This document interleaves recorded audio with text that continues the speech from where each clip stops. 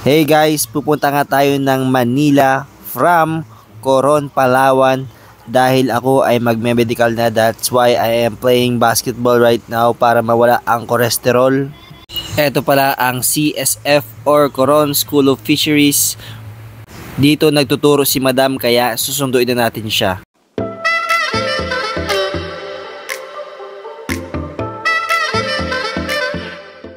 Ito pala ang service namin papunta ng port at yan ang aking maleta at bag. Yan lang ang dala ko sa Manila.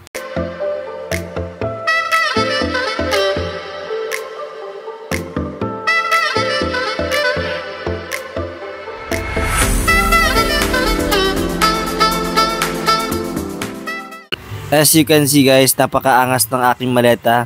Ang brand ng aking maleta pala guys ay British Knight. Nabili ko sa Lazada for 2,900 pesos.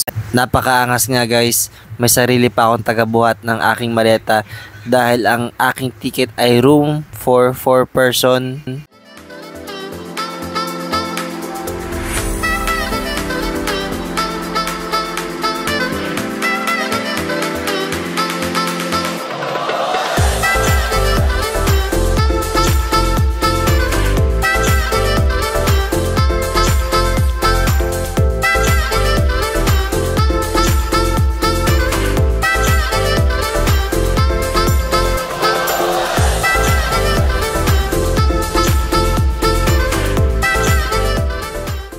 O, di ba napakaangas? 4 lang kami sa loob ng room na yon at hindi na ako makikipagsiksikan sa iba pang mga tao. At syempre, ang importante doon may sariling CR. Ito nga pala ang sun deck ng St. Francis Xavier where you can find the lifeboat. At marami ding tumatambay ng mga tao dito bago umalis dahil malakas ang signal.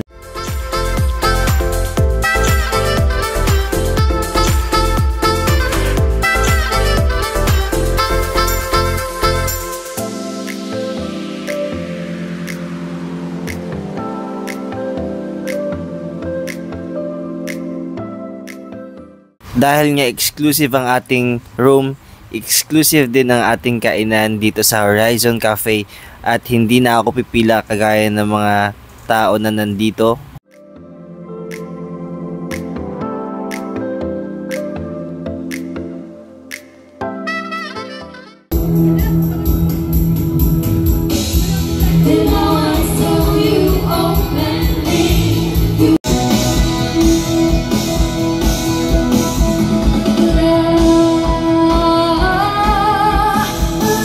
Well, napakabilis lang ng biyahe namin dito sa Togo at nasa Manila na agad kami.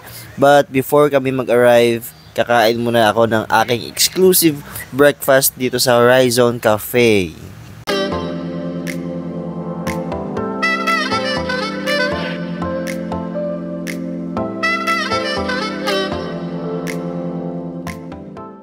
Well guys, kung mapapansin nyo, masayang-masaya ako sa experience ko dahil ngayon ticket ko is hindi naman talaga ganun kamahal.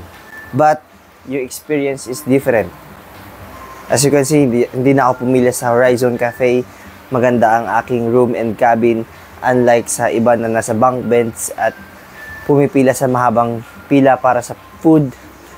Pero yung aming price difference na aming ticket is almost 100 lang. Well, ganun yung nangyayari kasi hindi sila nag-check ng To-Go application which you can download sa Play Store. Well, kapag may application ka, makikita mo yung prices ng nasa bunk beds and nasa exclusive room na almost same lang. So, mag-download na kayo. Nakarating na nga ako sa Manila and kapag nasa Manila ako, hindi ako sumasakay sa mga taxi or tricycle. Ang sinasakyan ko lang ay Grab at Angkas dahil mga taga ang mga tricycle at taxi doon. Ang purpose ng pagpunta ko sa Manila ay mag-report sa office, mag-medical at mag-training. Ngayon may voucher na binigay ang opisina at gagamitin natin to para sa Jollibee na libre.